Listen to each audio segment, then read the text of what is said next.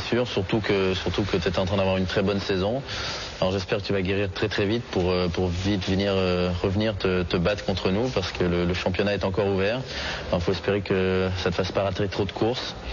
Et bon, peut-être qu'il vaut mieux que tu regardes pas les courses, parce que ça va être assez énervant de ne pas pouvoir y courir, mais on va penser à toi très fort et guéris vite. On pense tous à Olivier Panis très fort. Jacques Villeneuve n'était pas encore teint en blond la semaine dernière quand il nous a fait ce message.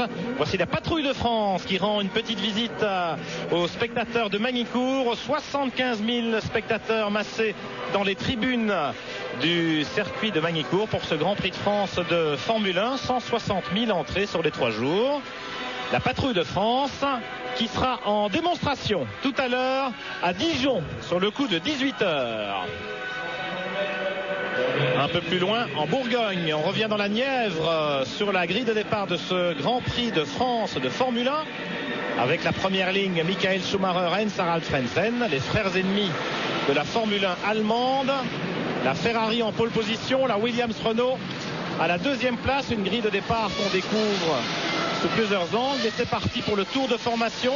Schumacher et son petit frère Ralf Schumacher sur la Jordan Peugeot en 3e position sur cette grille. Les 22 voitures engagées se sont qualifiées. Voilà ce circuit de Magny-Cours, Jacques Lafitte, que l'on découvre. Un circuit de Magny-Cours très technique, très exigeant, très difficile, aussi bien pour les monoplaces que pour les pilotes. Bien sûr, et on s'aperçoit aussi que toutes les voitures partent en pneus slick, donc ça veut dire que les pilotes écuries, il y a un joli soleil. Le vent a tourné depuis tout à l'heure. Il vient plus de l'ouest qui annonce en général la pluie. Voici le dernier départ du retardataire, une Minardi.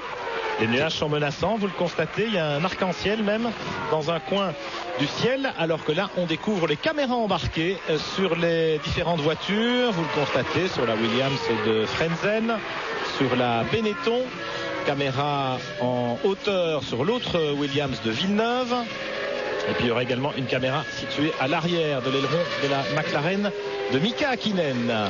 Le Tour de Magny-Cours, eh bien, on va le boucler cet après-midi 72 fois 4 km 250, à peu près 305 km 800 de course pour cette 8e manche du championnat du monde de Formule 1 1997.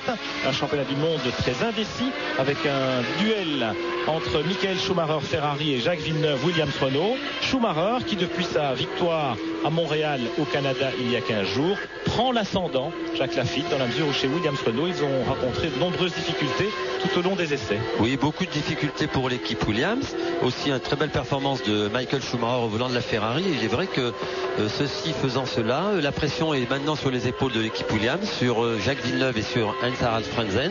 Et Schumacher, il va peut-être en profiter. Alors Schumacher, Frentzen en première ligne. Ralf Schumacher avec la Jordan Peugeot, excellent, 3e aux côtés de Villeneuve sur la 2e ligne. Ensuite sur la 3e ligne, il y a l'autre Ferrari, Lady Irvine, et il y a la Prost Mugen Honda de Jarno Trulli, le jeune pilote italien qui remplace Olivier Panis. La Prost en 3e ligne à Magny-Cours. C'est assez prometteur, Jacques, pour ce débutant. Oui, c'est une très bonne performance faite par le jeune Trulli. C'est la première fois qu'il tournait dans la voiture. Il a fait des essais la semaine dernière, il a tourné 2 jours, donc c'est un très bon résultat. Ça laisse présumer d'une très belle course pour l'équipe Prost. Si la piste reste sèche, les pneus vont chauffer normalement, et je crois que l'on peut s'attendre à un retour dans les premiers rangs de la Prost Mugen Honda qui part en 6e position. Attention. Rayon de soleil, c'est sur le sec, c'est parti, les feux rouges s'éteignent. Et le Grand Prix de France 1997 est parti avec Schumacher, Frentzen, Villeneuve qui fait l'intérieur et Irvine qui a réussi un très bon départ au contraire de Ralf Schumacher sur la Jordan Peugeot. Nous avons donc Michael Schumacher en tête dans la grande courbe d'Estoril, alors que là c'est Damon Hill, le champion du monde, qui est déjà dans le bac à sable du premier virage de la grande courbe, victime sans doute d'une collision ou d'un malentendu dans ce premier grand virage. Freinage de l'épingle d'Adélaïde avec Villeneuve qui prend l'avantage sur Ralf Schumacher pour la 4e place. Et le peloton défile sans encombre. Seul Damon Hill manque à l'appel dans ce premier tour. Michael Schumacher en tête sur la Ferrari. L'autre Ferrari en 3e position, c'est Irvine. On a vu la fin du peloton. Là, vous voyez les 2 Stewart Ford et puis les Minardi qui ferment la marche. Frentzen à la 2e place, Irvine 3e, Villeneuve 4e, Ralf Schumacher 5e.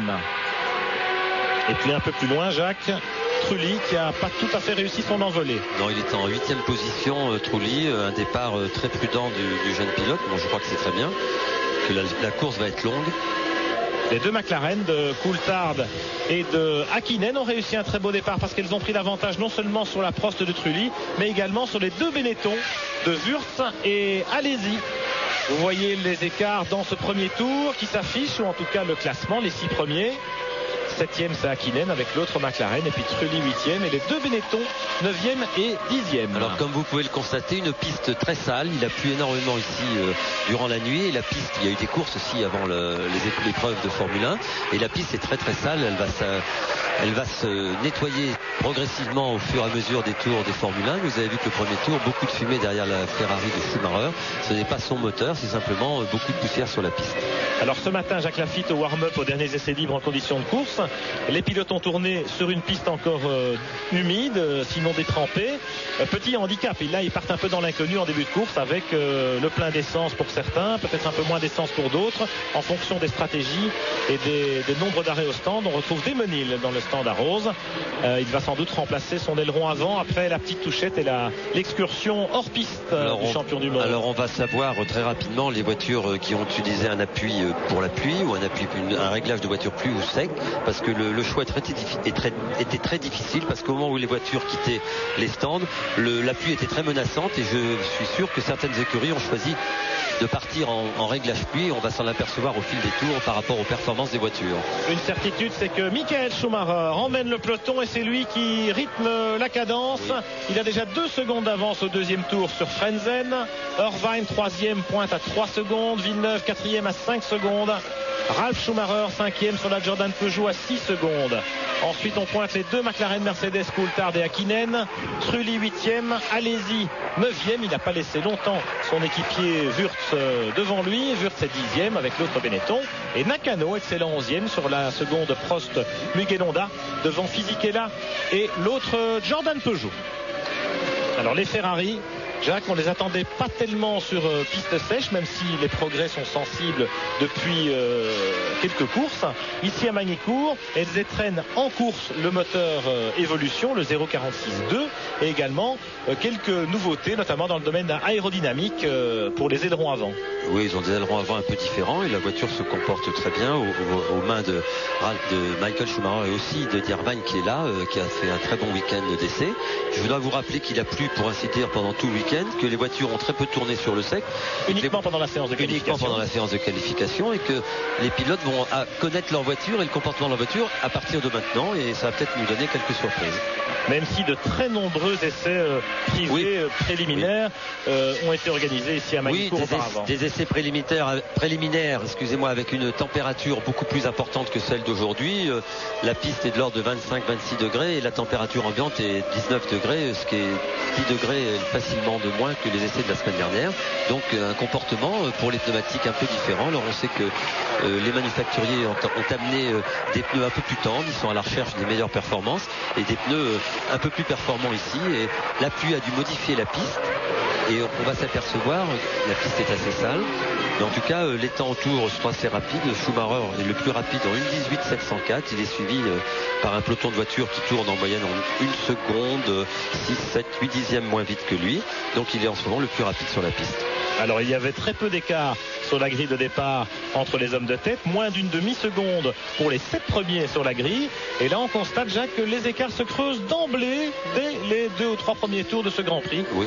Alors là c'est pareil, peut-être qu'il y a certaines voitures, Pierre, qui ont emporté plus d'essence en fonction de la pluie, parce que l'on sait que s'il commence à pleuvoir, les voitures vont être obligées de s'arrêter. Est-ce que quelques écuries ont parié pour un seul arrêt ou 2 arrêts, ce qui peut-être expliquer les grosses différences que l'on constate aujourd'hui par rapport aux essais entre toutes ces voitures. 4e passage devant les stands pour Michael Schumacher, le leader, qui a maintenant 3 secondes et 7 dixièmes d'avance sur Frenzen en 2e position avec la Williams Renault. L'autre Ferrari, Irvine, est 3e. Et regardez ce peloton qui défile sous les ailes, alors qu'on revoit la sortie de route de Desmenil. Sortie de Desmenil qui était un peu large dans le premier virage et qui a peut-être été emmené sur la bordure extérieure par un autre concurrent. Et voilà, petite partie de hors-piste pour Damon, qui est revenu au stand pour changer son aileron avant. Schumacher, le leader. Vous voyez le petit G à côté de Ferrari là qui s'inscrit. C'est tout simplement pour Goodyear, pour identifier les pneumatiques de la Ferrari. Il y aura un petit B pour Bridgestone, pour les concurrents qui sont chaussés par le manufacturier japonais. La chicane rapide en descente. Freinage pour le château d'eau. Schumacher, absolument insolent d'aisance en ce début de course. Ah oui, très, très beau début de course de la Ferrari. Est-ce que Schumacher a emmené beaucoup d'essence? Est-ce qu'il va effectuer 2 arrêts, ce qui pourrait expliquer cette aisance? Enfin, la voiture était déjà rapide aux essais. Schumacher était en pole position, ça veut dire que sa voiture est bien réglée. Et je crois qu'aujourd'hui, l'important pour lui, c'est de savoir où vont être les Williams de Villeneuve et de Frentzen derrière, et il est en train d'essayer de faire le trou parce qu'il sait que tout peut se jouer aux arrêts au stand. Bagarre à la sortie des points du côté de la 8e place. Regardez Trulli avec la Prost, et puis allez-y et Wurz, les 2 Benetton Renault comme à la parade dans le sillage de la voiture française du pilote italien. Mais nous sommes, je le rappelle, 8e, 9e et 10e. C'est Tarso Marquez qui vient de lâcher un panache de fumée juste dans la ligne droite des stands. Sans doute le V8 Hart qui vient de rendre l'âme. Merci Marc Minardi. On découvre à l'instant effectivement le panache de fumée qui s'échappe de la Minardi de Tarso Marquez, le jeune Brésilien, le Benjamin de la F1, qui revient chez Minardi cette saison pour remplacer Trulli. Trulli, bien entendu, qui a été transféré chez Prost pour les raisons que l'on sait. Attention, une petite flamme, et tout de suite les commissaires de piste interviennent avec les extincteurs. Les commissaires de piste français, parmi les plus efficaces de la planète, nous n'en doutons pas, ils sont extrêmement zélés ici à Magny-Cours, et on en profite pour les saluer, les commissaires de piste. Schumacher dans la chicane en descente juste avant le freinage du droit des stands. Ça va être le 6e passage de la Ferrari sur la ligne, et il continue de creuser l'écart. Schumacher près de 5 secondes maintenant sur Frentzen en 2e position. Irvine avec l'autre Ferrari qui est esselé à la 3e place. Villeneuve 4e. Ralf Schumacher se maintient en 5e position devant les 2 McLaren Mercedes.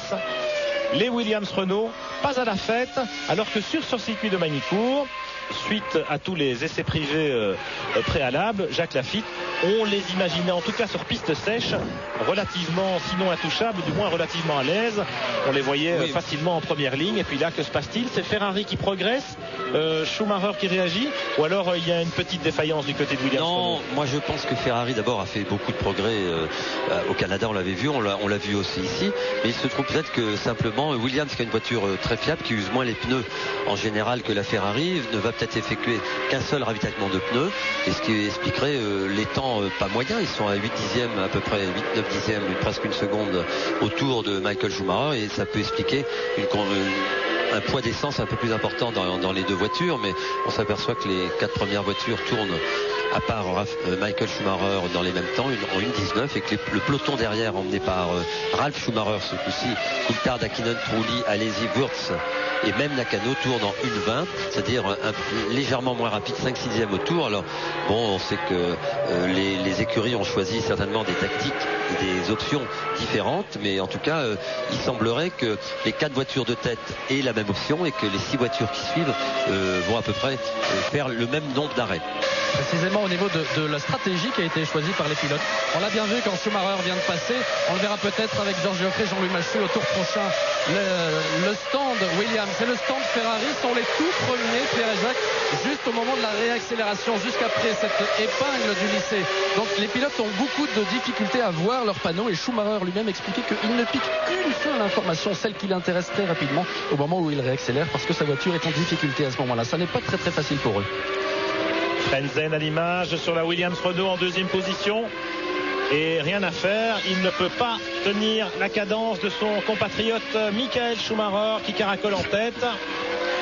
Classement après 7 tours, Schumacher, Frentzen, Irvine, les 2 Ferrari extrêmement bien placés. Villeneuve 4e, Ralf Schumacher sur la Jordan Peugeot 5e, et puis les 2 McLaren Mercedes, la Prost de Trulli et les 2 Benetton Renault.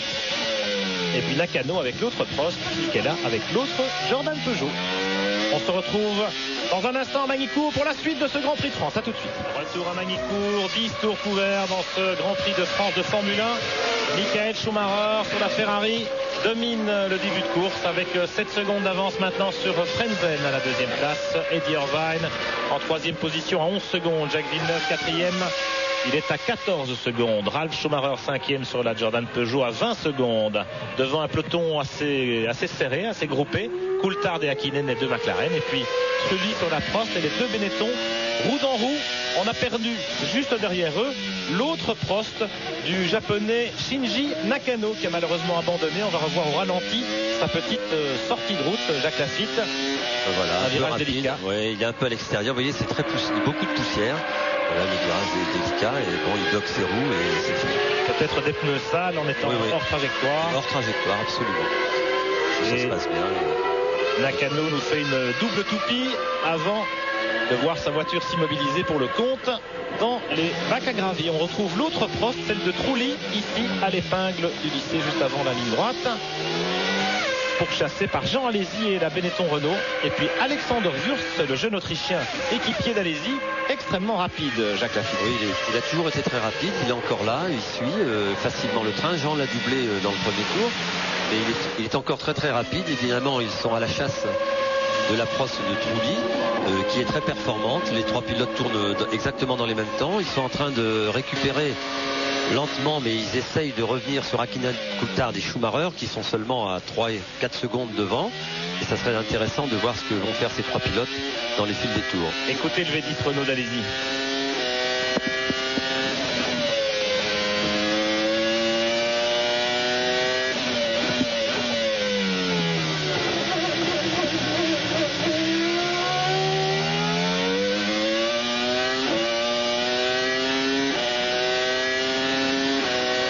Quel régal que cette mélodie du Renault V10 RS9 dans sa version originale, parce que l'évolution RS9A qui est apparue ici à Magny-Cours n'a été utilisée que en qualification et n'est pas encore validée sur la distance d'un Grand Prix, et elle ne débutera en course vraisemblablement qu'à Silverstone ou peut-être même Hockenheim, un circuit où les petits chevaux supplémentaires et les quelques tours en régime maxi supplémentaire seront les bienvenus évidemment. Avec une petite précision, Pierre et Jacques, plus de 17 000 tours, ce qui, Jacques Lafitte, doit non pas vous rappeler quelque chose, mais penser à votre matraque. Oui, Jean-Louis, merci. Et pendant que vous nous apportiez cette précision, on a vu une petite touchette au freinage de l'épingle d'Adélaïde entre Pedro Diniz sur la Rose Yamaha et la Tyrrell de Jos Verstappen. Et ce pauvre Pedro Diniz, je crois, Pierre, a calé. Malheureusement, il ne pourra certainement pas repartir. Il a rangé sa voiture, je crois, sur le droit de la piste. Ce que l'on peut constater en ce moment, Pierre, c'est que Frentzen est en train de faire la différence avec Irvine et Villeneuve, et qu'il tourne beaucoup plus vite que Villeneuve et que Irvine. Il ne se rapproche pas pour autant de Michael Schumacher, qui reste à 7 secondes, mais il tourne dans des temps un peu plus confortables, en dessous de 19 en tout cas, très régulièrement. Il vient de réaliser le même temps que Ralf Schumacher. Attention, Pedro Diniz, heureusement pour lui, a pu redémarrer. Mais c'est vraisemblablement suite à cette touchette avec la Tyrrell de Verstappen que le Brésilien s'arrête alors que nous sommes dans le 14e tour. Confirmation, il a emmené son aileron avant cassé avec lui, coincé sous la suspension. Il a pu ramener la voiture au stand quand même. On va changer le museau et il va repartir, Pedro Diniz. On revoit ça effectivement au ralenti avec les moustaches de la Rose un petit peu pliées sous le nez de Pedro Diniz.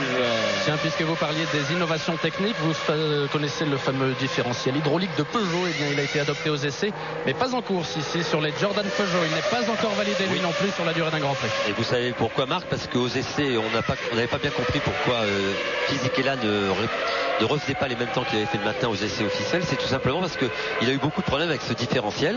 Vous connaissez le principe, c'est une commande au volant et on arrive maintenant à modifier l'adhérence du train arrière suivant les virages. On règle ça, virage lent, virage vite, arrière gauche, arrière droit, avec un système de disques sur chaque côté du différentiel, un petit poussoir hydraulique.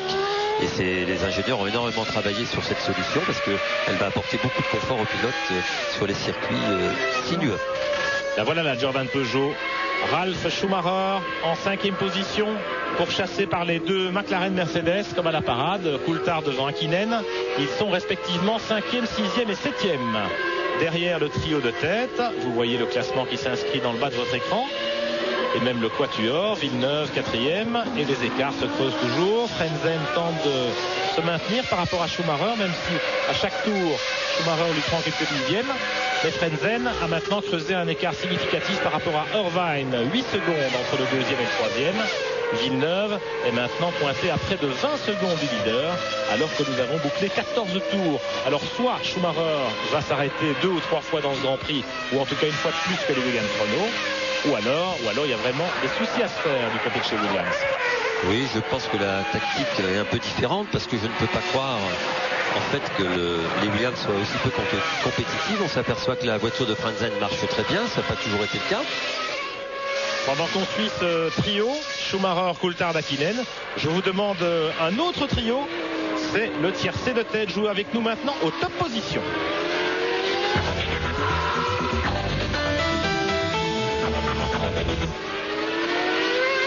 (3615) code TF1 pour gagner le plein de carburant pendant 1 an grâce à notre partenaire. Ralf Schumacher qui était qualifié en 3e position, sa meilleure performance en qualif depuis le début de la saison. On se souvient de son podium à Buenos Aires au Grand Prix d'Argentine. Et là, il se doutait bien qu'il allait avoir du mal à se maintenir dans les 3 premiers, en tout cas en début de course. Mais la cadence de la Jordan Peugeot est assez bonne, ma foi. On retrouve Schumacher maintenant, l'homme de tête.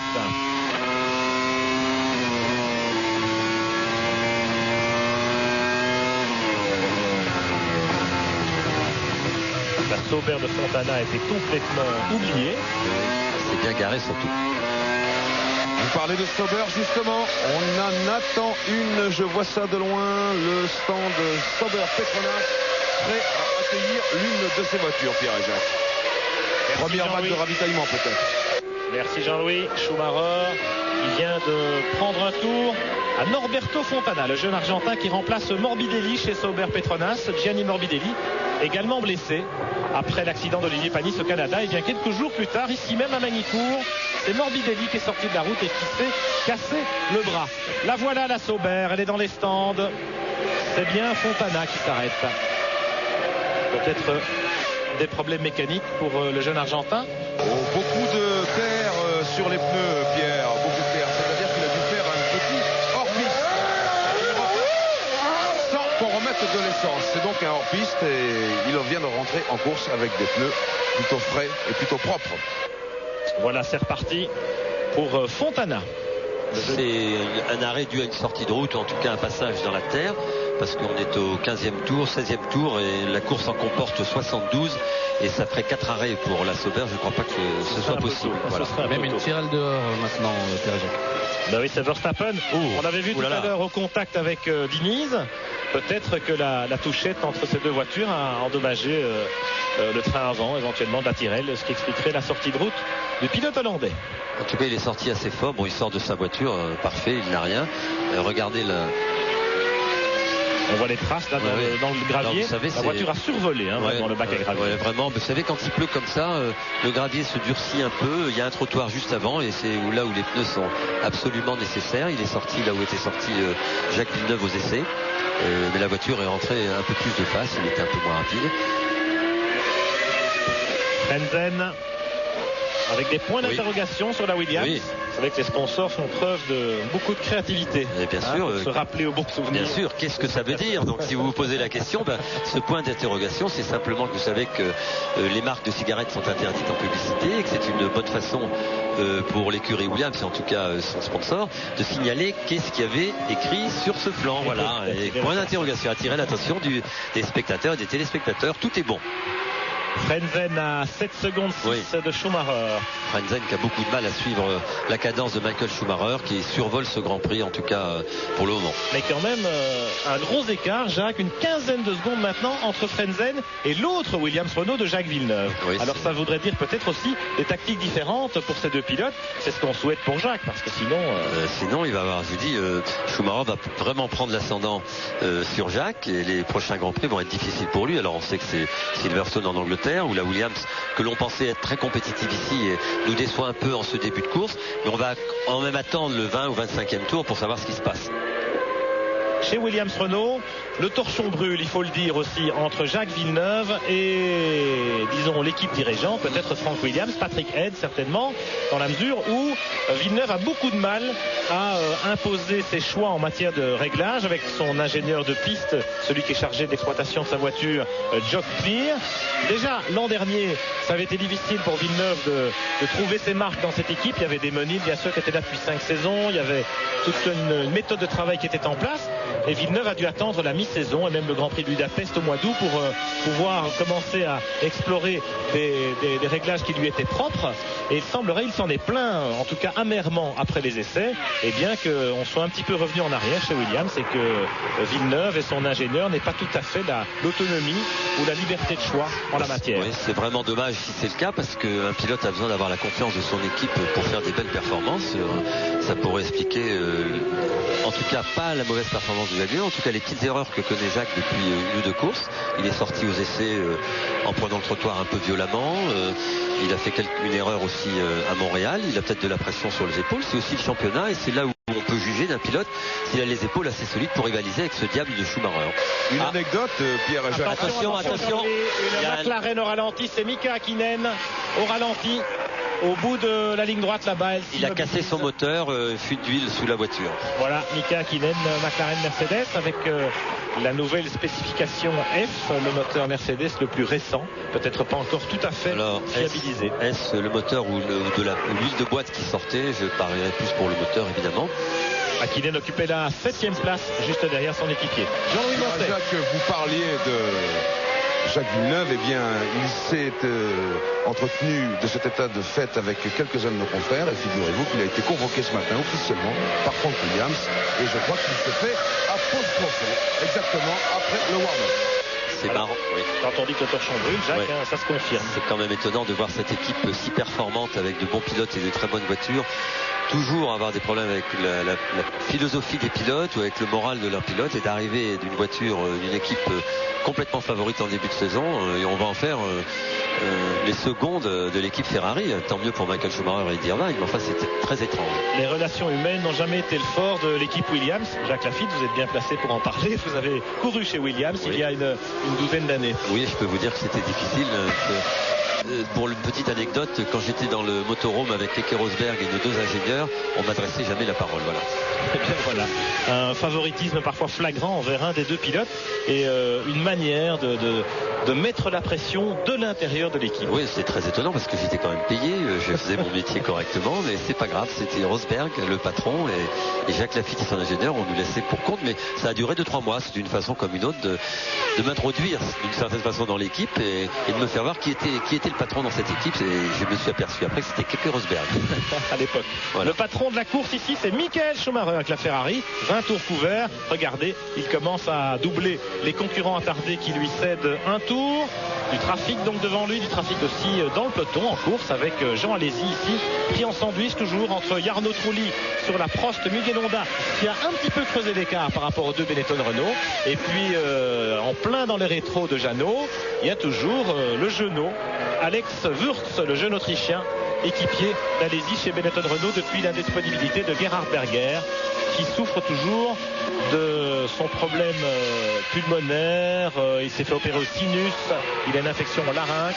Gerhard Berger, on risque de ne pas le retrouver de sitôt. Et il y a même des mauvaises langues dans le paddock, vous savez qu'il y en a quelques-unes, qui nous parlent d'un éventuel transfert de Berger chez Sauber au moment où il serait éventuellement rétabli chez Sauber à la place de Morbidelli et donc de Fontana qui assure l'intérim. C'est une information à prendre avec les réserves d'usage. Oui, bien sûr, parce que c'est très facile de faire des suppositions quand l'intéressé n'est pas là, il ne peut pas répondre.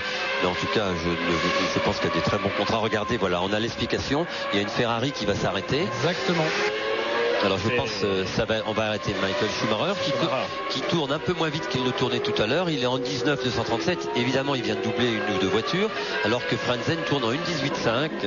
Donc voilà. Et ça arrête, voilà, parce que les mécaniciens Williams Renault viennent également de prendre leur place à l'instant. Ils viennent de quitter leur stand. Ils sont à l'extérieur. Attention, parce que le stand Williams Renault est le premier lorsqu'on se présente, et juste derrière il y a celui de Ferrari dans lequel va se ranger la voiture rouge. Alors moi je pense que les deux hommes de tête vont s'arrêter d'abord, Schumacher et Frentzen, parce que si l'on en croit les écarts à ce stade de la course, après une vingtaine de tours, Irvine sur l'autre Ferrari est à 18 secondes de son leader et Jacques Villeneuve sur l'autre Williams-Renault est à 27 secondes de Schumacher et donc à plus de 20 secondes de Frentzen. Cela signifie qu'ils ont vraisemblablement plus de carburant à bord que leurs équipiers respectifs. Schumacher qui rentre. Attention, le leader dans les stands.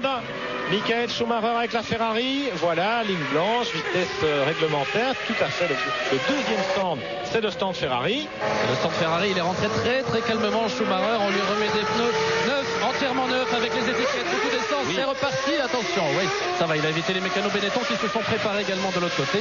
Vitesse limitée du côté de chez Schumacher qui va ressortir des stands. Et on va surveiller maintenant le côté Williams-Renault. Voilà. Juste derrière Irvine, Schumacher repart donc en 4e position. Il a enlevé une petite protection de visière. Comme vous avez pu le voir, Schumacher est reparti avec des pneus neufs à l'avant.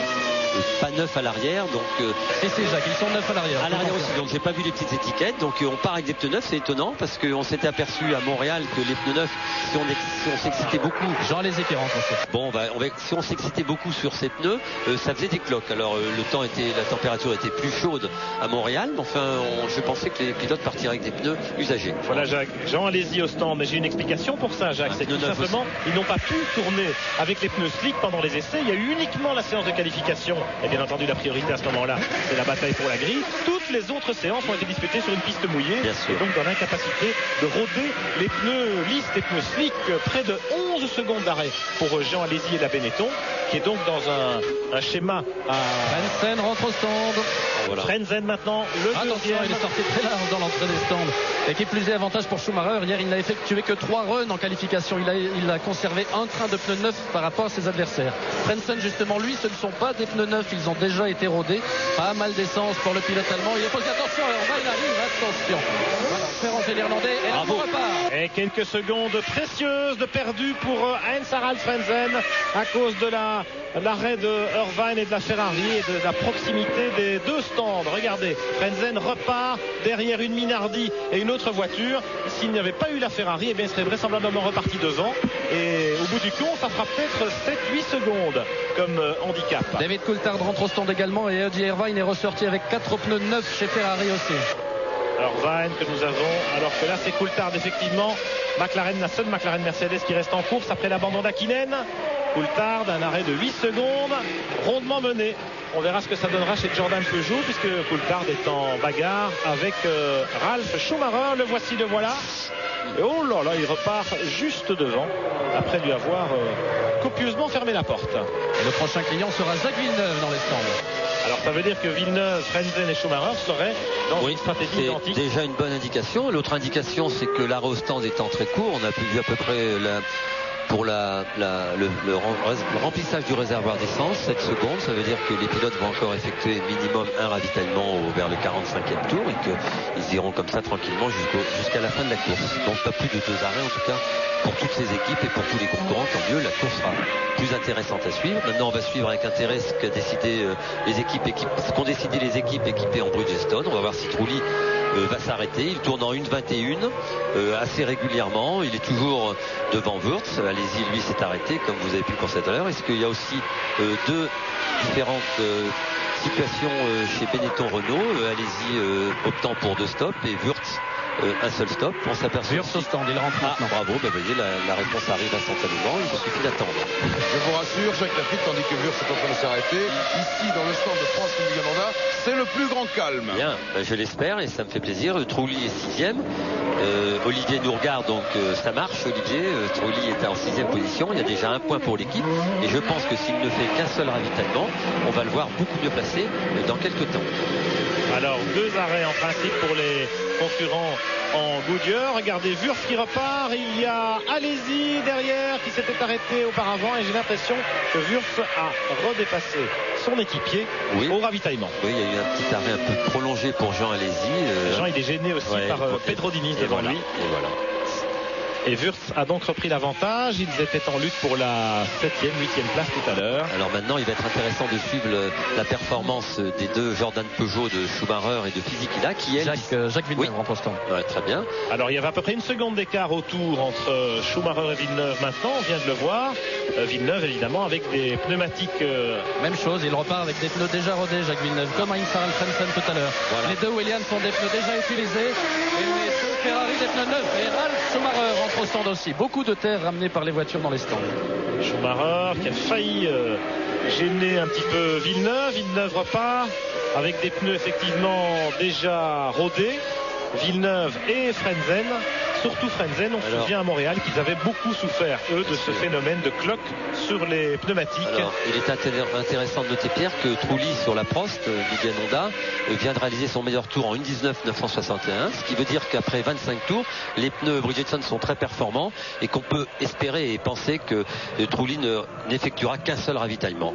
Eh bien, on va analyser tout ça, Jacques. On va faire le point après tous les arrêts ravitaillement, en tout cas la première valse des arrêts ravitaillement, après une nouvelle petite pause. À tout de suite. Retour à Magny-Cours avec Mika Hakkinen qui vient de revenir au garage McLaren-Mercedes après l'abandon du pilote finlandais en début de course. Nous retrouvons Eddie Irvine sur la Ferrari en 3e position. Après les premiers ravitaillements, les positions sont les suivantes. 28 tours couverts sur les 72. Schumacher, Michael en tête sur la Ferrari. Deuxième, Heinz Harald Frentzen avec la première des Williams Renault. Il pointe à 15 secondes avec une stratégie identique. Ils se sont arrêtés tous les deux. Eddie Irvine ici à l'image sur l'autre Ferrari est troisième à 24 secondes. Jacques Villeneuve, quatrième, toujours même stratégie. Déjà un arrêt, ils en feront deux. Villeneuve est à 34 secondes de Schumacher après 28 tours, excusez du peu. Jarno Trulli, le jeune italien de l'écurie Prost Mugen Honda, qui n'est pas dans le même schéma puisqu'il ne s'est pas encore arrêté. Il pointe en 5e position à 39 secondes. Ralf Schumacher est 6e sur la Jordan Peugeot. Il s'est arrêté, il est à 47 secondes. L'autre Jordan Peugeot de Giancarlo Fisichella est en 7e position à 51 secondes sans s'être arrêté. C'est intéressant parce que c'est un des rares concurrents en pneus Goodyear qui n'a pas opté pour une stratégie à plusieurs arrêts. Coulthard est 8e sur la McLaren Mercedes, il s'est arrêté. Et puis les deux Benetton Renault de Wurtz et Alesi occupent les 9e et 10e rangs après leur arrêt respectif. Wurtz ayant profité de son arrêt un peu plus tard que celui d'Alesi pour repasser devant son leader dans les stands. Herbert est 11e sur la Sauber devant Magnussen et Barrichello, les deux Stewarts. Salo 14e sur la Tyrrell, Katayama 15e sur la Minardi, 16e Fontana avec la Sauber, et puis ferme la marche les deux Arrows Yamaha de Pedro Diniz et de Damon Hill. Bon, le bas de combat, Jacques et Pierre chez Prost Mugen Honda pour Trulli. On apporte les pneus, les hommes au pistolet font les derniers essais, donc ça ne saurait tarder. Oui, on est au 30e tour, donc Trulli va s'arrêter au prochain tour, au 31e, peu importe. En tout cas, c'est la mi-course à cet instant précis. Un peu avant la mi-course. Un peu avant la mi-course. 72 tours, la mi-course sera vers le 35e, 36e tour. Oui, mais excusez-moi Pierre. Mais ils pourront néanmoins faire la distance. Ce que je souhaite en tout cas, c'est que le ciel s'assombrit terriblement et que Trulli va pouvoir garder encore, rester encore un peu en piste en attendant peut-être cette prochaine averse qui risque de tomber et qui serait très embêtante si Trulli s'arrêtait là pour rien, de remettre des pneus. J'espère qu'il a la possibilité avec son carburant de faire encore 5, 6, peut-être 10 tours. Il serait intelligent. Et en tout cas, je suis sûr que Cesare Furio et Alain Prost vont y penser, voyant le ciel s'assombrir beaucoup, d'attendre peut-être que Ils le font, Jacques. Justement, les gros nuages arrivent bien noirs maintenant, juste à l'aplomb du circuit, avec un tout petit peu de vent. Il sera peut-être dans 5 ou 10 minutes. Il rentre Trulli, le voici, il rentre au stand à l'instant. Ouais.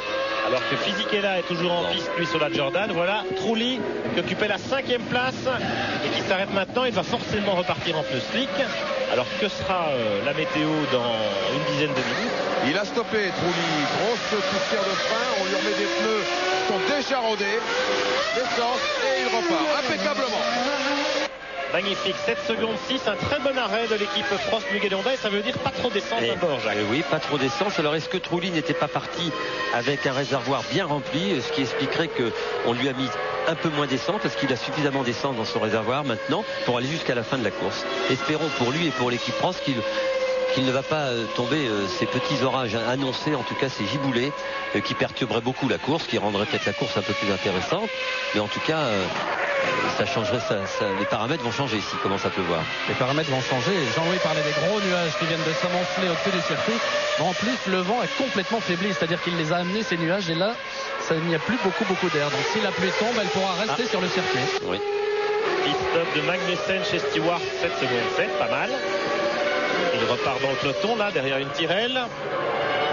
Alors que Schumacher maintient 15 secondes d'avance sur Frentzen en deuxième position.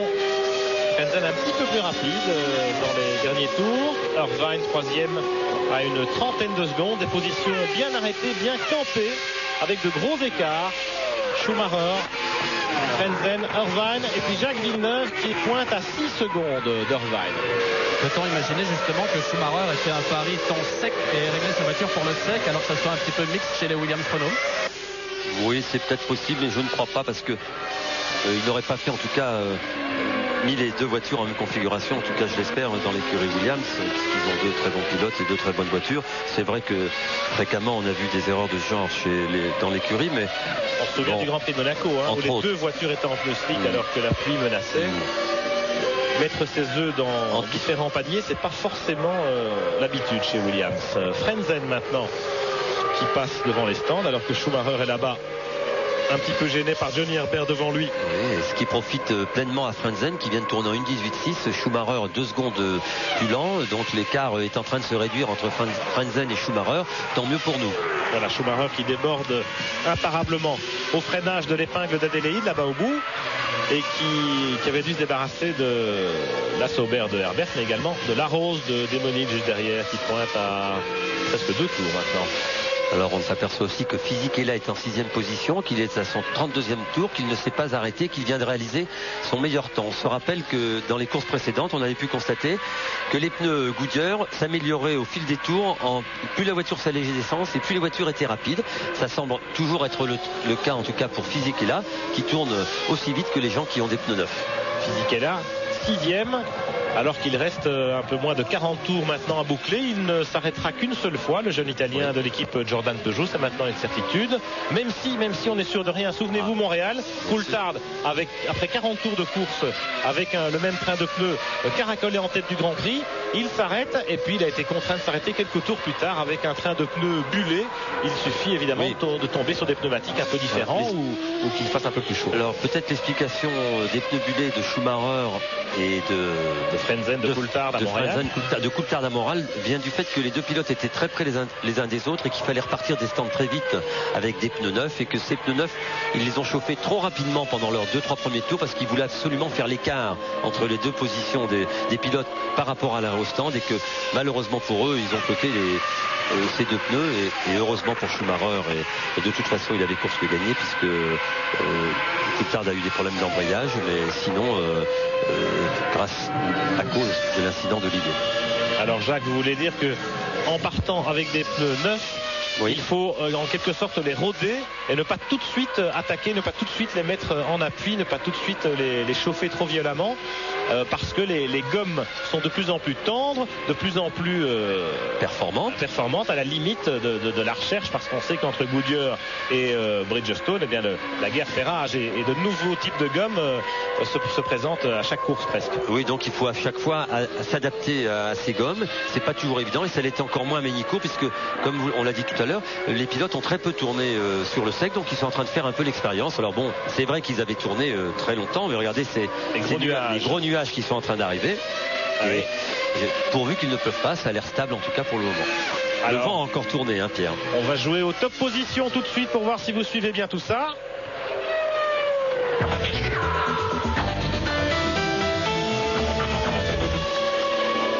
Top position, 36-15 côté F1, les 3 premiers dans l'ordre pour gagner le plein de carburant auprès de notre partenaire pendant un an. Regardez, il y a une moitié du ciel de Magny-Cours qui est très clair avec des éclaircies, du soleil, et puis l'autre moitié extrêmement chargée avec des gros nuages gris comme nous le montre ce plan large.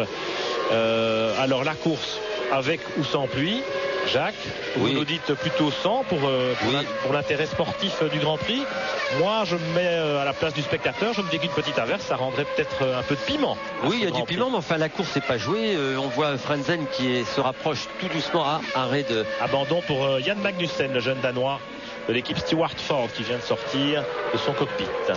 Oui, je disais, les voitures, on s'aperçoit que Frentzen tourne un peu plus rapidement. Bon, c'est vrai que Schumacher a le champ libre. Voilà, d'ailleurs, il vient de réaliser une 18.4 alors que Frentzen vient de réaliser une 18.7. Mais il y a 12 secondes d'écart. Rien n'est joué entre ces deux hommes en tout cas. Il y a encore un arrêt ravitaillement pour chacun. Et rien n'est fait. On s'est aperçu que souvent en changeant de arrêt de... Ça c'est normal. C'est Fontana qui s'arrête une deuxième fois. Il a un autre poids, on lui met des pneus neufs. Alors nous sommes à mi-course, 35 tours couverts, bientôt 36. Il y a 72 tours en tout. Voilà, regardez, il fait patiner ses pneus Fontana à la sortie et ça provoque parfois une petite surchauffe de la couche extérieure de gomme. Oui, alors on essaye dans ces cas-là d'éliminer cette petite couche très rapidement et après il faut refaire chauffer la voiture tout doucement, les pneumatiques. Progressivement. Mais en tout cas c'est pour éliminer le surfaçage des pneus. Alors le point à mi-course, Schumacher en tête, Frentzen à 12 secondes, Irvine 3e à 29 secondes, Jacques Villeneuve en 4e position à 36 secondes, Ralf Schumacher sur la Jordan Peugeot 5e à 52 secondes, Coulthard est 6e à 55 secondes et puis Fisichella qui est au stand et qui ne s'arrête qu'une seule fois dans ce Grand Prix, pile poil à mi-course. Vous voyez Eddie Jordan qui suit de près cet arrêt, un arrêt un petit peu plus long, 10 secondes 8 parce qu'il faut mettre de l'essence pour aller au bout. Fisichella était 7e, Wurz 8e sur la Benetton Renault à 57 secondes, Jean Alesi est 9e, il a du mal à suivre son jeune équipier, il lui a concédé près de 5 secondes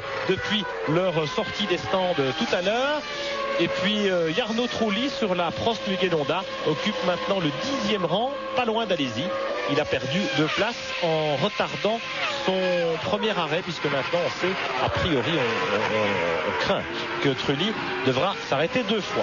Et Schumacher en tête, pas de problème. Oui, c'est un nouveau record du tour. Je ne suis pas sûr que Trulli va s'arrêter 2 fois. Ce qu'il est sûr à peu près, c'est qu'il est parti avec beaucoup d'essence dans sa voiture en prévision de la pluie et qu'il s'est arrêté parce que les pneus doivent s'user. On a voulu contrôler chez Bridgestone de l'usure des pneumatiques. Il est reparti à mon avis jusqu'à la fin. On s'aperçoit aussi que Fisichella avait l'essence pour faire la moitié du Grand Prix, mais en tout cas pas le plein de son réservoir. C'est pour ça qu'il tournait assez rapidement et qu'il vient là maintenant un arrêt de 10 secondes est dû au fait qu'il a mis un peu plus d'essence évidemment que Jarno Trulli pendant son arrêt et il va se retrouver Fisichella ou derrière derrière Trulli et Trulli maintenant en 9e position en sachant que Fisichella vraisemblablement ne va plus s'arrêter et que Trulli je l'espère non plus. Par contre devant eux Alesi, Wurz, Coulthard, tous les pilotes devant vont encore s'arrêter une autre fois au tour et qu'on sait qu'un arrêt c'est à peu près 26-27 secondes.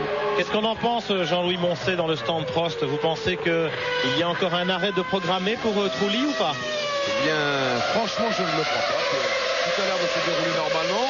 J'ai demandé à Eric Villemain, le team manager, si un deuxième arrêt était prévisible et a priori ce n'est pas le cas. Pendant ce temps, Schumacher en remet une petite couche. Jacques Lafitte, nouveau record du tour, une 17.9. Une 17.9. Les pneumatiques employés et tout neufs par Michael Schumacher sont parfaits et fonctionnent à merveille. Alors, Coulthard ici en 6e position, alors que Barrichello, décidément c'est pas le jour des stewards. On vient de voir Magnussen abandonné au stand et là c'est Barrichello qui reste planté dans le bac à sable mais avec une défaillance de moteur vraisemblablement. Jacques? Oui, certainement un moteur, la fumée qui se dégage de la voiture, c'est un bris de moteur qui a provoqué. Justement chez Stewart, eh bien on est traîné ici en course la spécification 6 du moteur Ford V10. Ford qui avait un certain retard sur la concurrence en début de saison et qui essaye de le combler peut-être en prenant un peu trop de risques au plan de la fiabilité. Oui, ce qui va retarder simplement la progression du moteur parce que la fiabilité n'étant pas au rendez-vous, le développement n'est pas aussi rapide que le pensait Paul Stewart tout à l'heure qui me disait qu'ils allaient bientôt avoir la nouvelle spécification qui s'appelle la SEC, celle-là, et peut-être que ça va retarder un peu la progression de l'équipe, en tout cas par rapport aux performances du moteur. Alors là, on voit Coulthard en 6e position. Alexander Wurz 7e sur la Benetton Renault. Les Benetton, décidément, pas du tout compétitives. On croyait qu'elle serait un peu dans le coup ici à Magny-Cours. Les essais préliminaires avaient laissé entrevoir un potentiel intéressant des Benetton Renault. Et puis là, en course, rebelote, des mauvaises positions en qualification. Et en course, vraiment, impossibilité pour Wurz ou pour Jean Alesi de redresser la barre. Ils ne sont même pas en ordre utile pour marquer des points au championnat du monde à ce stade de la distance. Mais ce qui nous chagrine un peu, c'est que Wurz domine Jean Alesi dans cette deuxième partie de Grand Prix. Wurz un peu plus rapide, Jean Alesi a du mal à suivre la cadence imprimée par son jeune équipier. Comment expliquer, Jacques Lafitte, que ce jeune Autrichien de 23 ans qui avant ça avait couru en voiture de tourisme essentiellement pour Opel, il avait gagné les 24 heures du Mans l'an dernier avec la Porsche Yost, et puis il a effectivement pas mal tourné en essai privé avec Benetton. Mais comment expliquer que ce jeune Autrichien dame le pion à notre Jean Alesi national dans ce Grand Prix de France? Je pense d'abord que c'est un pilote très talentueux certainement, et de plus on ne sait pas exactement, vous savez, il faut pas vendre la peau dure. Jean a peut-être une voiture, il le dit depuis le début des essais, très difficile à conduire, très difficile à régler, il se plaint de sa voiture. Alors quand vous disposez d'une voiture un peu moins performante que votre coéquipier talentueux comme les Wurz, c'est plus facile d'être devant, je veux dire. Mais Jean n'est pas loin, il tourne à peu près dans les mêmes temps que son coéquipier Wurz. Ils sont en 1.21 et 1.20 même à ce tour-là pour Jean Alesi. Ce qui est plus étonnant par contre, c'est la performance de Michael Schumacher. Alors qu'Herbert est au stand pour son deuxième arrêt. Oui, ce qui n'était certainement pas prévu. Ah non, c'est le premier. Ah oui, c'est Fontana qui s'était arrêté. C'est d'autres Sauber qui s'étaient arrêtés. Donc Herbert, comme Fisichella et comme Trulli, on l'espère, serait dans un schéma avec un seul arrêt dans ce Grand Prix. Ce qui est plus étonnant, c'est la performance de la Ferrari de Michael Schumacher. Enfin, c'est pas étonnant, mais enfin, en tout cas, il roule et il tourne nettement plus vite que tous ses adversaires. Il a maintenant 21 secondes d'avance, c'était 13 secondes tout à l'heure, 21 maintenant en l'espace de très peu de tours. Il tourne presque 2 secondes plus vite que ses poursuivants, en tout cas son poursuivant immédiat qui est Frentzen. Donc très belle performance. Est-ce que Ferrari nous la joue avec un arrêt encore supplémentaire? Franchement, je ne sais pas, mais enfin, en tout cas, il peut le faire. Il a 21 secondes d'avance. En 4-5 tours, il en aura 26 et il pourra s'arrêter, repartir en tête si jamais il pensait avoir un problème de pneu. Ouh là là. Que du Narose, là-bas au bout, à l'accélération, à la sortie de l'épingle d'Adélaïde. Alors, Diniz plutôt que il, voilà. Peut-être à queue, peut-être. Ah non, il repart. Il repart derrière Frentzen. Ouf. Frentzen, on le revoit au ralenti ici, au freinage de l'épingle, avec Diniz sans doute à l'extérieur. Schumacher, 21 secondes d'avance maintenant, presque 22 sur Frentzen. Frentzen qui nous disait hier, alors qu'il vient d'allumer les pneus au freinage du 180 degrés, là, Schumacher. Frentzen qui nous disait hier, Michael disait bon, j'ai réussi la pole position, c'est un miracle, vraiment je n'y attendais pas, etc., etc. Demain en course ça va être beaucoup plus difficile. Et Frentzen nous disait il nous fait le coup à chaque fois. Alors que Fontana vient de s'arrêter et de faire signe, non, c'est terminé. Je crois qu'il est en train, on change ses pneus mais ça ne sert à rien, non, la voiture est redescendue. Il explique à ses ingénieurs moteur coupé qu'il y a quelque chose qui ne fonctionne plus. Donc si vous voulez mon avis, c'est l'abandon pour le petit Argentin. On change néanmoins de capot avant sur la Sauber numéro 17. Il fait signe de mettre le moteur en marche. Norberto, le jeune Argentin, qui fut champion d'Allemagne de Formule 3 en 1995 devant un certain Ralf Schumacher. Et l'an passé, ils avaient tous les deux couru au Japon en Formule 3000 japonaise. Et cette fois-là, eh bien, c'était Schumacher Junior. Il n'a plus d'embrayage. Ouais. Voilà la raison de son mécontentement, Pierre. Merci Jean-Louis. Schumacher Junior qui avait donc été titré en Formule 3000 au Japon l'an passé. Schumacher et Fontana qui se retrouvent ici. Pierre, maintenant on voit un Ralf Frentzen qui tourne en 1.18.3 aussi vite que Schumacher. Je trouve qu'il est très inconstant. Il fait des tours en 20, en 18, en 19, je ne sais pas, il a peut-être avoir un problème avec sa voiture. En tout cas, il n'est pas assez régulier pour rivaliser avec Schumacher. Il faut voir le trafic évidemment qui est un peu décalé entre les deux premiers. Mais quand même. Alors là on suit, alors que vous avez l'écart entre Schumacher et Frentzen qui se confirme autour de la 21 secondes. On suit Ralf Schumacher aux prises avec David Coulthard. Ils sont 5e et 6e et ils sont rejoints par Alexander Wurz. Alors qu'on dégage la Stewart de Barrichello là-bas. Voilà, la Jordan, la McLaren Mercedes et la Benetton Renault, roue dans roue presque, en bagarre pour des points. 5e Schumacher, 6e Coulthard, et juste à la porte des points là, Alexander Wurz. Jean Alesi cravache derrière pour essayer de recoller à ce groupe. Jean Alesi qui est maintenant revenu à 3 secondes 4 de son équipier. En tout cas pour la 5e place, effectivement une très belle bagarre entre ces 4 pilotes. Trulli est 9e à 6 secondes de Jean Alesi, donc il est encore dans la course puisque vous savez qu'il ne fera vraisemblablement qu'un seul arrêt et qu'il va récupérer 26 secondes, ce qui veut dire qu'obligatoirement il va récupérer la 5e place. C'est tout le mal qu'on lui souhaite. Alors que Damon Hill revient au stand avec la rose Yamaha. Damon Hill, décidément, qui boit le calice jusqu'à la lie cette saison. Oui, en fait, il fait un arrêt tout à fait logique. Il s'était arrêté en début de course, qu'il était sorti pour changer son aileron. Et maintenant, on l'avait remis un peu d'essence. Et maintenant, il s'arrête très logiquement pour Damon Hill. Les premières gouttes de pluie, Pierre et Jacques, très éparses pour l'instant. Mais on regarde ça de très près. Et je crains qu'une averse soit très visible. Oui, je suis avec Rubens Barrichello, Pierre et Jacques. Qu'est-ce qui s'est passé, Rubens? Je pense le moteur. Comment est la piste en ce moment? Parce qu'on a l'impression qu'il y a, non seulement il y a le trafic, mais les Williams nous paraissent en difficulté. Qu'est-ce que ça vous donne à l'intérieur de la voiture? Je pense que c'est très difficile la piste parce que c'est avec la pluie. La piste, c'est pas avec la gomme, le pneu. Et parce qu'il commence à pleuvoir? Non. Je pense que la pluie, c'est encore d'avenir. Ça y est. Oui, ça y est, il commence à tomber des gouttes, effectivement. Merci. Alors attention, vous allez avoir une valse de ravitaillement automatique dans très peu de temps. Alors, muito obrigado Rubinho aussi, qui nous parle en français. Maintenant, c'est formidable quand on lui pose la question en anglais.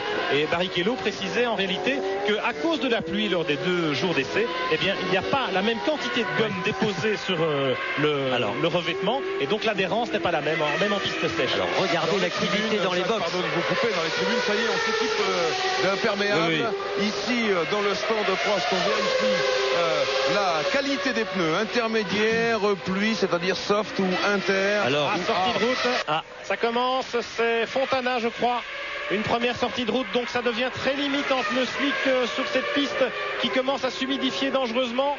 Et on parlait... Attention, chez Ferrari, on prépare des pneus, pour l'instant pas possible de vous dire si ce sont des pneus slick ou des pneus pluie, mais une Ferrari va s'arrêter, et chez Williams on a amené depuis tout à l'heure également les pneus pluie, les pneus intermédiaires. Oui, entre les gommes pluie et les gommes intermédiaires, il y a encore une nuance. Oui, mais je pense que s'il pleut, les pilotes vont partir avec des pneus pluie, parce que s'il pleut, il va pleuvoir beaucoup. Ce sont des slicks pour la Ferrari, des slicks. Oui, parce qu'on peut parler d'une inverse peut-être, Jean-Louis, une inverse qui ne ferait que passer. Oui, et puis vous savez également qu'avec des pneus slick très chauds, on peut tenir le coup sur un tour quand c'est un petit peu gramouillé, si vous me permettez l'expression. Oui, alors on pourrait aussi expliquer l'arrêt si Michael Schumacher s'arrêtait maintenant au 44e tour. Il s'est arrêté au 22e, qui va encore faire un arrêt après celui-là. Donc Irvine qui s'arrête. Irvine, bon, bravo Jacques, peu importe, il avait fait le même arrêt de toute façon.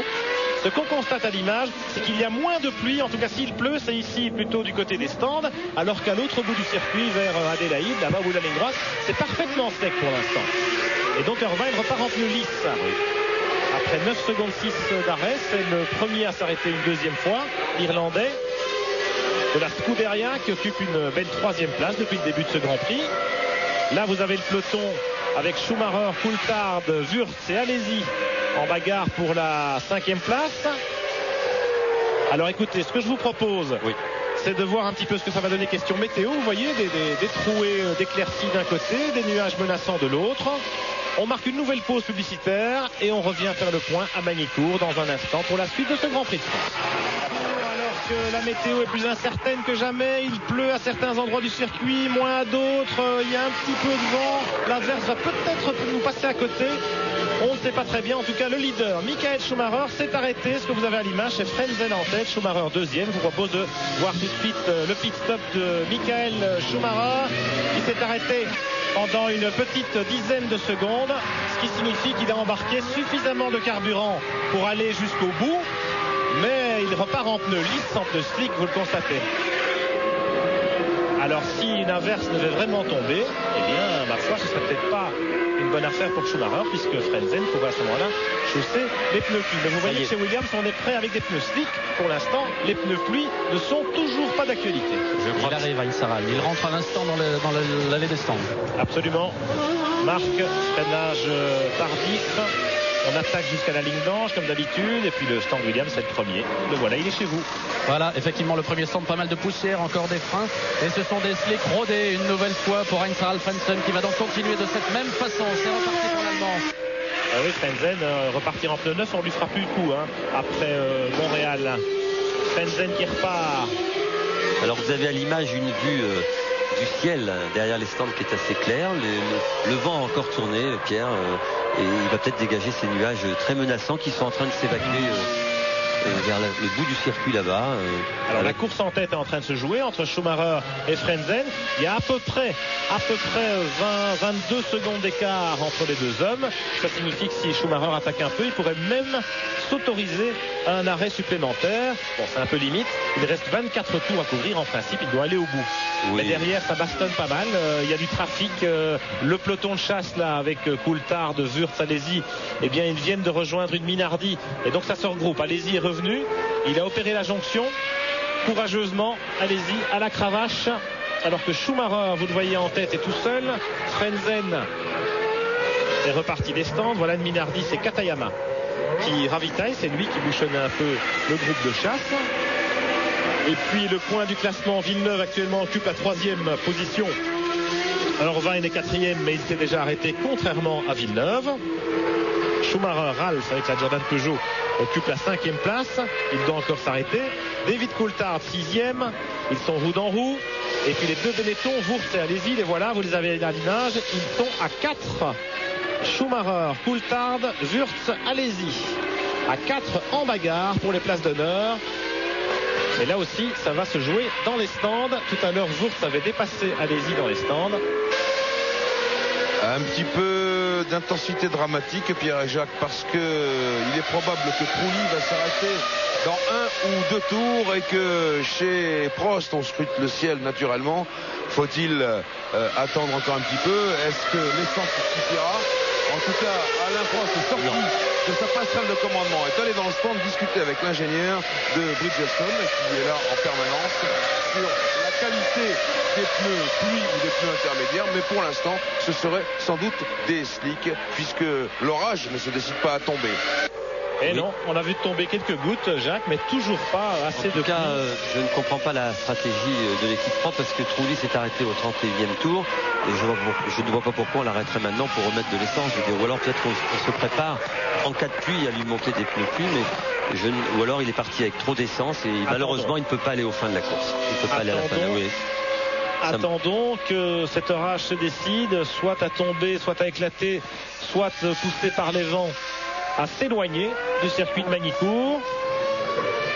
L'écart entre Schumacher et Frentzen, toujours 21 secondes après les arrêts respectifs des deux leaders. Villeneuve pointe à 42 secondes, mais il doit encore s'arrêter. Et ça ne saurait tarder, c'est dans 1 ou 2 tours vraisemblablement. Dick Stanford, le team manager de Williams Renault, a un petit carnet à souche avec 3 papiers dessus et il amène ça au chef mécano qui ensuite donne les ordres aux différents mécaniciens. On est en train d'apporter les pneus pour Jacques Villeneuve, apparemment bien sûr des slicks pour le Canadien dans 1 ou 2 tours. Alors que la bagarre fait toujours rage dans le groupe de chasse. Dans l'ordre, Schumacher, Coulthard, Wurz, Alesi.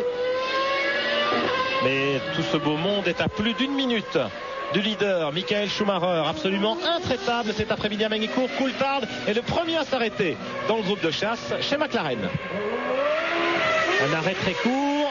On remet juste assez d'essence pour aller au bout. Maintenant, tout le monde ira au bout, évidemment. En tout cas, en ce qui concerne le carburant, pour les pneumatiques, ça dépendra de la météo. 7 secondes d'arrêt pour Coulthard, qui va essayer de prendre l'avantage sur la Jordan Peugeot de Ralf Schumacher, en ayant anticipé un petit peu l'arrêt. Jacques, vous guettez les nuages. Je guette les nuages, je vois des parapluies qui s'ouvrent, mais je sais pas. Ils s'ouvrent parce qu'il commence à pleuvoir un petit peu plus. Ça a l'air de vouloir se décider maintenant, ça y est. Et ce serait formidable si Trulli parvenait à s'arrêter au bon moment, mais pour l'instant, franchement, l'état de la piste ne prête pas aux pneus cul ni même aux pneus intermédiaires. Les pilotes tournent en moyenne en 1,19, 1,20, ce qui sont les temps tout à fait corrects. On a vu Villeneuve en glisse là, à l'épingle du lycée. Ça veut dire que ça commence à glisser. Villeneuve qui a retardé son arrêt ravitaillement, Marc Minardi, peut-être exactement, peut-être la météo de qualité de gomme au cas où il se met à pleuvoir très fort. Chez Benetton on est prêt également, et ce sont des slicks qui sont déjà sortis des couvertures chauffantes pour le prochain ravitaillement. Salaud. Alors que ici, chez Prost, eh bien, ce sont aussi des slicks qui sont prêts, mais pour l'instant, les couvertures chauffantes sont toujours là. On patiente, on temporise ici. Wurtz à l'arrêt chez Benetton, Alexander Wurtz. Alexander Wurtz qui était dans ce groupe qui bagarre ferme alors que Trulli continue. Wurtz, 8 secondes et demie d'arrêt. Il n'arrive pas à enclencher la première. Il n'arrive pas à repartir. Le moteur tourne toujours, mais il n'arrive pas manifestement à enclencher la première vitesse et à redémarrer, le jeune Autrichien. Ça y est, c'est parti. Ça y est. Il aura perdu là des secondes précieuses et nul doute que Jean Alesi va en profiter. Mais tout à l'heure, c'était Wurtz qui avait profité de la situation et qui avait doublé Alesi dans les stands. Donc il va simplement lui rendre la monnaie de sa pièce, Alexandre. Alors pas facile au milieu de cette valse d'arrêt ravitaillement de jouer avec nous au concours. Top position dans un instant. C'est parti.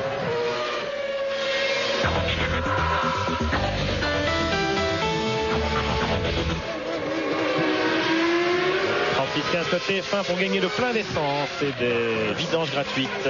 Pas facile de jouer parce que on vous demande évidemment les 3 premiers au moment précis du signal. Et au moment précis du ravitaillement de Jacques Villeneuve qui repart en slick. 7 secondes 9 d'arrêt pour le Canadien qui n'emmène pas large. À la régulière il est 4e, très très loin de Schumacher. Parce qu'Eddie Irvine et la Ferrari évidemment. Il y a même Ralf Schumacher qui vient de passer. Des pneus intermédiaires sont sortis des couvertures chauffantes chez Prost. Prost est sorti de la passerelle de commandement, Alain, pour voir qu'est-ce que donnait la pluie. Il y a une grosse discussion d'état-major avec César Furio et les ingénieurs. Et alors, Trulli est à l'arrêt et on met des slicks retaillés. Ça veut dire qu'on parie sur la pluie. Voilà, essence et il repart. Donc c'est un coup de poker sans doute. Si des fois la pluie se mettait à tomber plus fort, eh bien sachez que Trulli est en pneu intermédiaire à la sculpture. Regardez. Un gros coup de poker et Frenzen perd du temps là. Oh là là. Sortie de route intempestive de Trulli, regardez. Sortie de stand. De Trulli qui gêne considérablement la progression de Frenzen. Alors Paris intéressant chez Prost. On va voir en tout cas avec les pneus intermédiaires quelle est la performance de la voiture dans les 2 prochains tours et on pourra vous en dire un peu plus. En tout cas là il a bien fait perdre 2-3 secondes à Frenzen. Il a laissé une poignée de secondes Frenzen. Il n'avait pas besoin de ça parce qu'il est déjà assez loin de... Il était déjà à 23 secondes de Schumacher. Et donc on attend cette pluie maintenant, on la guette du coin de l'œil parce que le pari, le coup de poker de Alain Prost est peut-être en train de réussir alors qu'une Jordan Peugeot s'immobilise. C'est Ralf Schumacher. Ralf Schumacher qui met des slicks. Il occupait la 5e place. Et je pense qu'il va... Alors qu'Alesi est dans les stands aussi, également en slick. Et regardez Coulthard à gauche, Schumacher à droite. Et c'est Coulthard qui repart. Oh là là, attention à la Tyrrell aussi. Et c'est Coulthard qui repart en 7e position. Même en 5e position plutôt devant Ralf Schumacher. On a une salade dans le...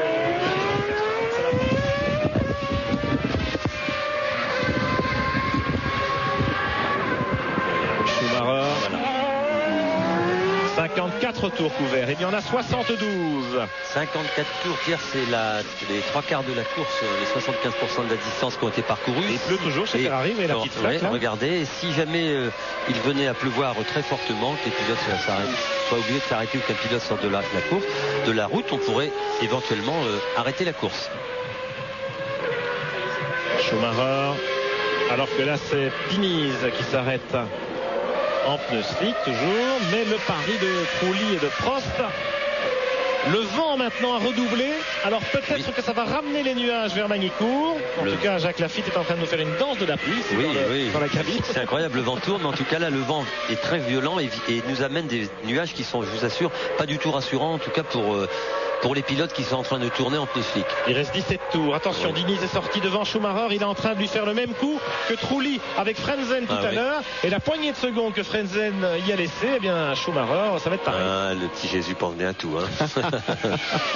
Voilà, il rétablit en tout cas l'équité entre les deux hommes de tête, Michael Schumacher et Heinz-Harald Frentzen, les deux pilotes allemands qui nous font un festival cet été, et je pense que c'est pas fini.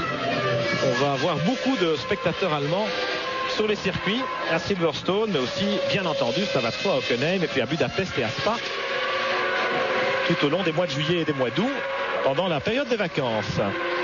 Là, regardez, ça glisse un peu quand même, visiblement, les voitures. La piste est très sale, hein. Dès que vous sortez de la trajectoire, regardez ça, ces morceaux de gomme qui traînent, les petits morceaux noirs que vous voyez, sont de la gomme échappée des pneus. Alors c'est parce que la piste a été bien rincée toute la nuit et qu'elle est un peu moins performante, donc les pneus laissent un peu plus de gomme que d'habitude. Et la perte d'adhérence est instantanée. Regardez là-bas au fond, un ciel dégagé sur ce plan. Et puis si vous voyez l'image inverse, eh bien c'est le contraire. Alors que là on a un gros plan à la loupe sur le freinage de Frentzen à côté de Trulli. Là-bas au bout. Oui, vous avez vu ce qui est en carbone. Allez, on se réécoute de nouveau un petit coup de Schumacher. Absolument.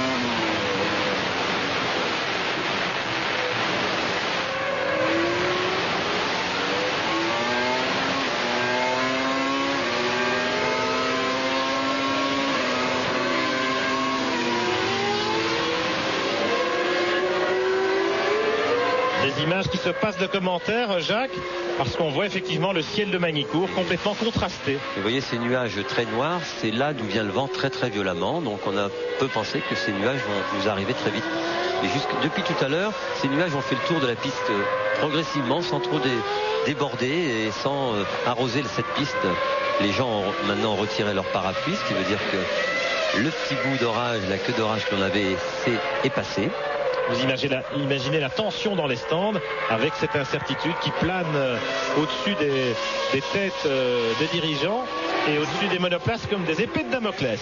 Exactement, Pierre. On vient d'ailleurs de connaître une fausse alerte chez Williams puisque les mécaniciens s'étaient préparés avec de nouveaux pneus pour accueillir un pilote et puis finalement non, en regardant le ciel, on a décidé qu'on pouvait continuer de cette façon. Et puis c'est Prost Honda, et bien vous savez, on a un petit morceau de plastique, c'est un bout de capot tout simplement. On est en train de l'essuyer pour voir s'ils ne sont pas des gouttes anciennes, mais si il va vraiment pleuvoir, car ici, à l'évidence, vous le savez, puisque Trulli est parti avec des pneus intermédiaires, eh bien on attend la pluie. Alain Prost est revenu sous la passerelle de commandement, mais il a passé au moins 3 tours en dehors de l'abri de cette passerelle pour scruter le temps, espérant la pluie, et elle vient, mais de façon très éparse encore. Oui, alors je vous ai dit tout à l'heure qu'on regarderait les performances de Trulli. Les hommes de tête tournent en 1,19. Trulli vient de réaliser 1,34, ce qui veut dire la différence avec les pneus retaillés. Alors évidemment, si la pluie venait à tomber, Trulli se retrouvait dans une position plus confortable. Quoi qu'on puisse penser qu'avec les pneus intermédiaires, la gomme va s'user énormément et quand il va peut-être pleuvoir, le pauvre Trulli va se retrouver avec des pneus presque slick. En tout cas là, il vient de tourner en 1,35 alors que les autres tournent en 1,20. Ça pardonne pas. Je crois que le pari malheureusement est perdu pour Prost et pour le jeune Trulli. À l'image, on a Jean Alesi qui est en 7e position dans les roues de Schumacher. Il est devant Alexander Wurz après son deuxième arrêt comme convenu. Schumacher 6e derrière David Coulthard qui avait bien joué le coup tout à l'heure en anticipant le deuxième arrêt. La McLaren Mercedes est donc 5e. Et on sait que les 4 premières places sont occupées par les 2 Ferrari et les 2 Williams Renault dans l'ordre Schumacher, Frentzen, Irvine, Villeneuve. avec très peu d'espoir, soit pour Frentzen, soit pour Villeneuve, de récupérer une place au profit de la Ferrari à moins d'une panne. Et en tout cas, ces 4 places-là semblent acquises à ces 4 pilotes.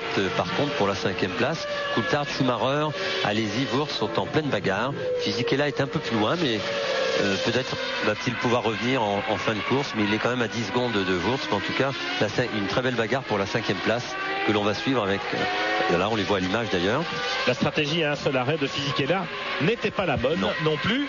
On le constate maintenant. Et à certains endroits du circuit, vous voyez sur les objectifs des caméras quelques gouttes. On l'a constaté tout à l'heure en suivant le tour depuis la caméra embarquée dans le cockpit de la Ferrari de Schumacher. À certains endroits, quelques gouttes éparses tombent. Et puis ailleurs, c'est parfaitement sec. Et vraiment, ces gros nuages ont tourné autour de Magny-Cours. Regardez l'objectif de la caméra ici. Il est assez bien humide. Et tous ces nuages tournent autour de Magny-Cours comme pour rajouter un peu à l'électricité dans l'air. Comme si on n'avait pas assez. Surtout dans nos micros. Alors... Ce qui est inquiétant, néanmoins, pour ce qui concerne Trulli, Pierre et Jacques, c'est que Jacques Lafitte l'a très bien fait remarquer tout à l'heure. Les 75% de la distance sont courus maintenant. Et si venait une pluie absolument dévastatrice, eh bien, le directeur de course n'hésiterait pas à arrêter ce Grand Prix de France. Évidemment, puisque les pilotes marqueraient le nombre de points. C'est Johnny Herbert qui nous laisse un panache de gomme, un blocage de roue assez long dans le freinage du 180 degrés là-bas. Mais c'est assez courant. On a vu Schumacher faire ça. Oui, dans ce virage, beaucoup de pilotes sont sortis de la piste à cet endroit sans aucun dommage pour les voitures. Ils sont presque à chaque fois revenus sur la piste. Mais c'est un virage qui est très difficile à négocier. Il faut rentrer tôt, il faut rentrer sur les freins, Jacques. C'est ce long. C'est ce long, c'est surtout un gauche très très long qui se referme comme un peu un escargot. Et on peut y rentrer très vite. Il faut se rappeler qu'on sort d'une chicane très très rapide et un freinage assez violent. Et si on passe très vite dans la chicane, plus on passe vite, plus on a de difficulté à rentrer dans cette épingle qui se referme. Est-ce que le pari de Trulli va être payant? Dans la ligne droite des stands, il se remet à pleuvoir un petit peu plus fort. Le vent a tourné, il y a même des éclairs là-bas de l'autre côté. Il se remet à tomber de la pluie maintenant correctement dans la ligne droite des stands. Alors tout va encore changer. Alors le pauvre Trulli, pour l'instant il est 12e. Il a dû laisser passer Mika Salo. Il a laissé passer Herbert. Il tourne en 1,37 alors que le leader est en 1,20. Et malheureusement j'ai un petit peu peur que ces pneus intermédiaires, on a vu ces slicks retaillés. Regardez, allez-y, qui attaque Schumacher. Il a profité de doubler la Tyrrell. Et regardez, il s'est rapproché très sérieusement de Ralf Schumacher. Et regardez aussi comme la piste est dans un piteux état à cet endroit. Beaucoup de gomme. Pourquoi? Parce que les voitures sont en pleine réaccélération à la sortie de la chicane, de l'épingle. Voilà. Bon virage, il faut effectivement plutôt privilégier la sortie et l'accélération. Attention, il pleut. Voilà, petit drapeau jaune à ligne rouge, ça signifie agité. Piste glissante. Piste glissante. Et piste glissante et pour cause. Ouh là là, regardez. Il a failli se louper, Schumacher. Ouais.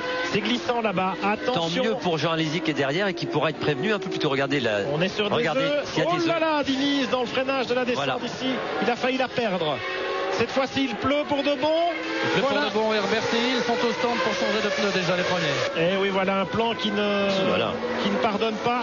Des gouttes de pluie de plus en plus nombreuses alors que nous sommes à 61 tours couverts.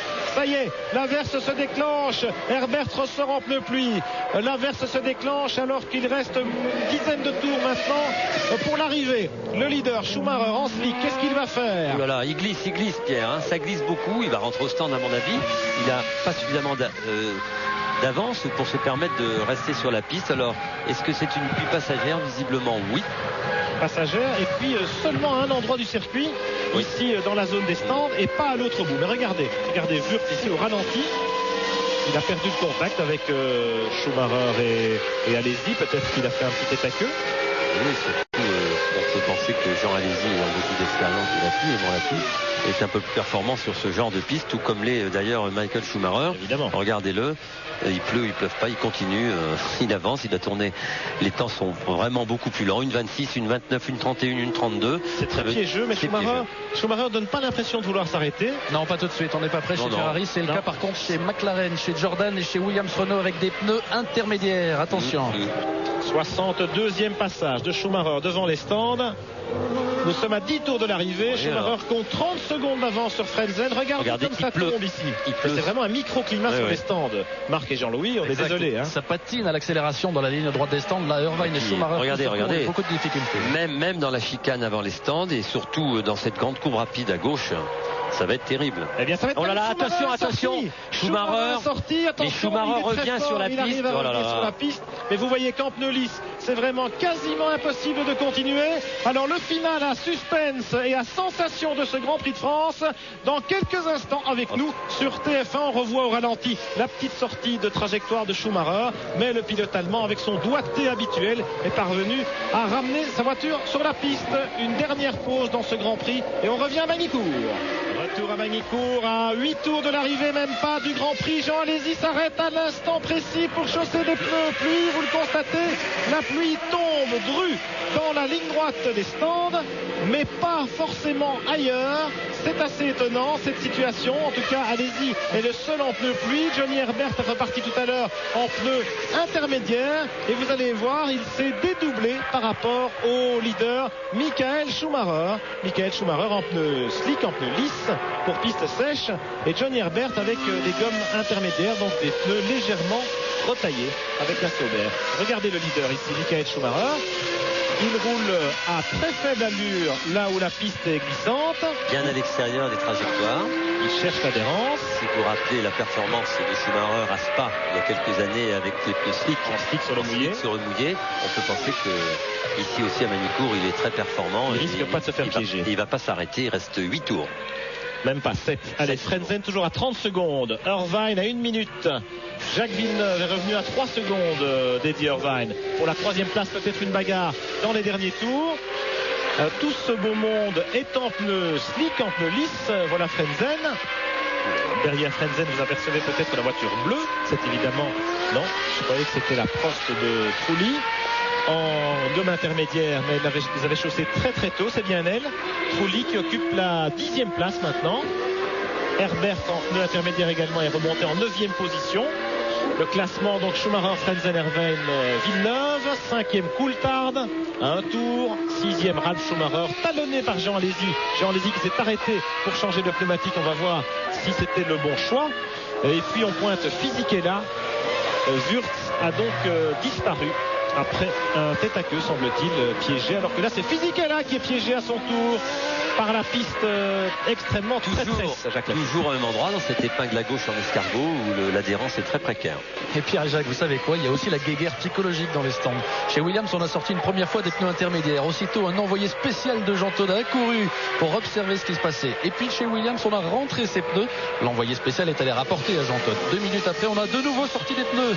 Et le manège s'est poursuivi comme ça. Et ce personnage de chez Ferrari fait la navette entre le stand Ferrari et le stand Williams pour faire son rapport à Jean Todt qui scrute le ciel pour prendre la bonne décision. Et pendant ce temps, il y a Trulli avec la Prost qui fait l'intérieur à Frentzen au freinage d'Adélaïde. Mais malheureusement, ils ne sont pas dans le même tour. Trulli, évidemment, est en pneu intermédiaire. Il est à un tour. Il occupe seulement la 10e place alors que Frentzen est 2e. Mais les deux... Fisichella au stand. Fisichella qui est sorti et qui donc revient au stand pour changer de pneu. Il estime qu'en slick ce n'est plus vraiment jouable. De toute façon, Fisichella avait perdu son pari de la stratégie à un seul arrêt. Alors Schumacher est maintenant juste devant Coulthard et Ralf Schumacher, le petit frère qui est revenu dans les roues de Coulthard. Bataille pour la 5e place. Et c'est là qu'on voit les pilotes les plus adroits en pneus lisses sur piste mouillée qui arrivent à prendre des risques et à réduire les écarts. Regardez Schumacher, il va attaquer son frère carrément. Ralf Schumacher qui fait l'extérieur à Michael Schumacher dans la grande courbe d'Estoril avant la longue ligne droite. Ralf Schumacher qui va attaquer maintenant David Coulthard pour la 5e place. Extraordinaire passe d'armes. Et vous voyez que Michael Schumacher avec la Ferrari, lui, il sait qu'il a 30 secondes d'avance. Il prend pas le moindre risque. Et Villeneuve qui s'est loupé dans la descente à la chicane du lycée. Aussitôt les mécanos Williams qui sortent pour accueillir le Québécois bientôt peut-être. Il attaquait aussi Villeneuve pour essayer de revenir sur Irvine. Et bien c'est loupé. On voit les mécaniciens Williams qui préparent les pneus lui, ou du moins intermédiaire. Et pendant ce temps, regardez la bataille entre Ralf Schumacher et David Coulthard. Il y a Fisichella à l'extérieur qui tente le pluie, mais qui a un tour de moins que les deux autres. Alors Radio Jordan va fonctionner à plein rendement pour dire Fisichella, laisse passer Ralf. Mon Dieu, voilà les pneus qu'on prépare chez Williams, vous l'avez vu. Ce sont des pneus intermédiaires. Oui, Fisichella n'a toujours pas laissé passer Ralf Schumacher. Vous savez que les deux hommes ne sont pas particulièrement de bons camarades d'équipe. Voilà, c'est fait. Ralf Schumacher a perdu le contact maintenant avec Coulthard, et donc ses chances de venir ravir la 5e place au pilote écossais s'amenuisent. Et on est près chez Williams et chez Ferrari aussi. Attention à surveiller. Il reste 5 tours de course seulement. Coulthard 5e, Schumacher Junior 6e, et chez Ferrari on a mis des pneus.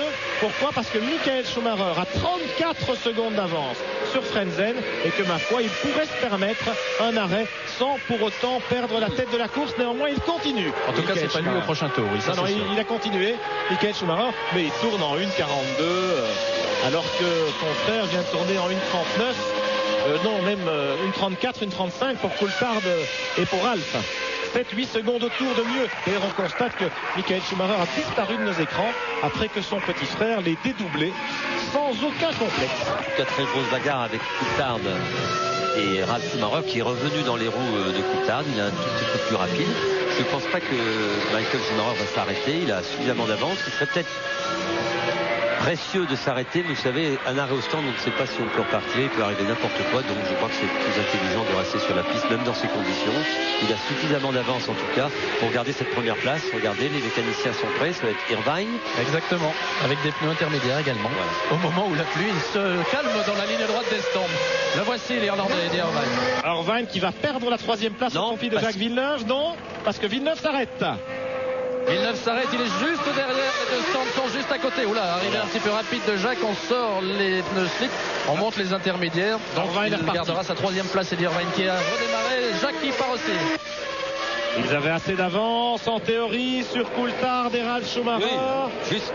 Mais c'est juste, mais voilà, regardez, Villeneuve va sortir des stands, Coulthard et Ralf Schumacher sont là. Villeneuve, écoutez bien, Villeneuve n'est plus dans les points. Incroyable mais vrai. Villeneuve, alors que nous sommes à 3-4 tours de l'arrivée, il est 6e. Coulthard, Schumacher, bagarre pour la 4e place maintenant. Et c'est Frentzen qui est là, avec Fisichella. J'ai un peu de mal à les trouver. Ils sont devant, Coulthard et Schumacher. Oui. C'était Villeneuve évidemment. Et puis Jean Alesi qui revient. Jean Alesi est 7e, mais il pourrait revenir sur Villeneuve. Jean Alesi est en slick évidemment, Villeneuve en pneu intermédiaire, comme Fisichella. Et regardez Jean derrière. Est-ce qu'il a tourné, Jean? Oui, il a tourné. Il est là, regardez. Il est là, oui. Il a doublé. 7e. Villeneuve 6e, Alesi 7e. Alesi qui va certainement. Ah, ils sont même pneus, hein, les deux pilotes. Mais il revient très très fort. Ses pneus sont en meilleur état. Il a la connaissance de la piste et de l'adhérence. En effet, Alesi est en intermédiaire aussi. Voilà. Et donc, il va peut-être doubler. L'opportunité pour lui de prendre un point et de doubler. Regardez, il est beaucoup plus rapide que Jacques Villeneuve qui vient de découvrir la piste dans cette adhérence avec ses nouveaux pneus. Et il a un petit handicap. Et regardez, Jean. Il y va? Non, il n'y va pas. C'est pas l'endroit. C'est pas l'endroit, non, c'est la chicane rapide. Voilà. C'est pas l'endroit, mais il va y aller. Mais bon, Villeneuve n'a pas l'habitude de se laisser impressionner. Ouais, mais enfin là, la différence est vraiment réelle. Et regardez. C'est pas là non plus qu'on va doubler à l'entrée de la chicane des stands. Mais chaque point au championnat du monde compte. Et Villeneuve aujourd'hui va déjà prendre une sacrée claque par rapport à son adversaire Michael Schumacher, qui va nous faire le plein de points. Regardez les tapis dans le sillage de Villeneuve. Il est intéressant de voir la progression de Villeneuve dans la grande courbe d'Estoril, qui commande cette longue ligne droite, et voir si Alesi est capable de s'immiscer, en tout cas d'être dans l'aileron de la Williams, et de pouvoir le doubler en bout de ligne droite. Regardez l'œil inquiet de Briator qui aimerait bien marquer un point. Un poil de sec pour Benetton, alors que Michael Schumacher 37 secondes d'avance sur Frentzen. Irvine est 3e à 1 minute 8, 4e Coulthard à 1,14, 5e Ralf Schumacher à 1,15. Toujours la bataille pour la 4e place entre Coulthard et Ralf Schumacher. Et puis la bataille pour la 6e place que nous suivons, c'est celle qui oppose Jacques Villeneuve et Jean Alesi. Ils sont à 1 minute 20. Regardez Jean, il a bien fait de ne pas y aller, parce que là, les deux voitures étaient dehors, mais il essaye. Il aimerait bien prendre ce point. Ça va être difficile pour lui, parce que Jacques Villeneuve est en train de s'habituer lui aussi à la nouvelle adhérence avec ses pneus. Il s'agit vraiment de sauver l'honneur pour ces deux hommes. Complètement. Parce que aussi bien dans le chef de Villeneuve que d'Alési, et même... Regardez Jean Alesi à l'extérieur, il essaye par tous les moyens de ressortir de la courbe avec beaucoup de puissance. Les deux pilotes ont le même moteur, donc la puissance est la même. Le moteur Renault qui avait occupé les 4 premières places à Magny-Cours il y a un an, c'était un quartet pour les Williams et les Benetton. Eh bien, il y a du souci à se faire du côté de chez Renault, parce que Ferrari a nettement redressé la situation, et qu'il n'y a que Frentzen actuellement en moteur Renault qui occupe une des 5 premières places. Tenez-vous bien. Inutile de vous dire que chez Williams Renault, on va manger la soupe pour la grille masse ce soir, parce que non seulement Villeneuve est complètement décramponné par Schumacher au championnat, pilote, mais les constructeurs, c'est aussi la Bérésina un petit peu face à la Scuderia Ferrari. Qui va placer évidemment ces 2 pilotes sur le podium. Schumacher sur la plus haute marche et Eddie Irvine à la 3e place. Ça m'a l'air difficile pour Jean Alesi avec Villeneuve. Attention au trafic devant eux. Attention au trafic, parce que ces 4 voitures, vous venez voir à l'écran, sont dans le même tour. Elles sont très peu séparées. Voilà, Coulthard et Ralf Schumacher en pneus slick. Et puis les 2 autres en pneus intermédiaires. Il reste 2 tours de course, même pas. Alors là, ça peut faire un final à sensation pour les places d'honneur. Derrière, le podium. Les places pour le podium sont assurées. Schumacher, Frentzen, Irvine dans l'ordre. Mais alors pour la 4e place, regardez Coulthard, il est en glisse avec ses pneus slick. Ralf Schumacher derrière, Villeneuve qui revient avec des gommes intermédiaires. Villeneuve qui va peut-être reprendre des points au championnat du monde. Il déborde en tout cas Ralf Schumacher dans la descente. Attention le freinage, ça passe. D'extrême justesse, mais ça passe. Et puis il y a encore Coulthard devant. Voilà Villeneuve 5e. Schumacher 6e, Alesi 7e. Le 4e, c'est Coulthard au premier plan avec la McLaren. Est-ce que Villeneuve va aller le chercher? Oui. Il reste un tour. Je pense qu'il est capable d'aller chercher Coulthard. Regardez là, comme il est beaucoup plus rapide, et ça serait aussi formidable si Jean Alesi, qui a une très bonne position d'attente, là, pouvait dans les 2 derniers tours prendre 2 places, qu'il y a 2 places à prendre pour lui. Les 2 voitures en pneus slick devant lui. Bien sûr. Parce que la piste est quand même humidifiée maintenant, même si elle est loin d'être détrempée. Oui. Ralf Schumacher, Michael Schumacher, pardon. Hop là, les 2, ils sont accrochés. Ils sont accrochés. Et non, Villeneuve est passé et Ralf Schumacher en a profité également pour surprendre David Coulthard. David Coulthard qui s'était peut-être écarté. Il n'est pas content par rapport à Ralf Schumacher, je peux vous le dire. Et les 2 voitures se sont touchées, regardez. Et puis Jean Alesi en embuscade. Il reste un tour et demi pour le drapeau à damier de ce Grand Prix de France. Et c'est Ralf à la faute. Et voilà, en flic, finalement, c'est Ralf Schumacher qui va à la faute après cette manœuvre osée. Il a piqué au freinage Coulthard en profitant du dépassement de Villeneuve. Et puis j'ai l'impression que Coulthard lui a rendu la monnaie de sa pièce. En tout cas, il a poussé à la faute. Ralf Schumacher, sortie de route. Un tour du drapeau à damier. On revient sur le leader, Michael Schumacher. Dans la remontée, Michael Schumacher, dans les roues de son frère, tout simplement, qui est reparti du bac à sable où il faisait des pâtés. Schumacher, alors que on avait vu Ralf tout à l'heure faire l'extérieur à son grand frère, et bien voilà, Michael remet les choses en place. Schumacher, ça s'arrange pour lui. Il est au ralenti, il a laissé repasser son frère. Qu'est-ce qui s'est passé? Ah, curieux, peut-être une panne d'essence. Il est en panne. Et c'est le drapeau à damier pour Schumacher, d'extrême justesse. D'extrême justesse, parce que j'ai l'impression que la Ferrari tout sautait au passage de la ligne. En tout cas, il est reparti, non, il avait peut-être simplement le. Et regardez Jean Alesi qui est en train de se battre pour récupérer. Vous savez ce qu'il a fait, Michael Schumacher? Il a permis à son frère de ne pas terminer à un tour. Il a laissé son frère repasser. Regardez. La bataille pour la 4e place entre Coulthard et Alesi qui fait rage pour la 5e place puisque Villeneuve est 4e. Elle fait rage et Alesi en pneu intermédiaire essaye par tous les moyens de trouver l'ouverture. Ah, ça va être plus difficile maintenant. Eh bien, une fin de course sensationnelle ici à Magny-Cours. Schumacher a gagné, Frentzen est passé 2e à 23 secondes.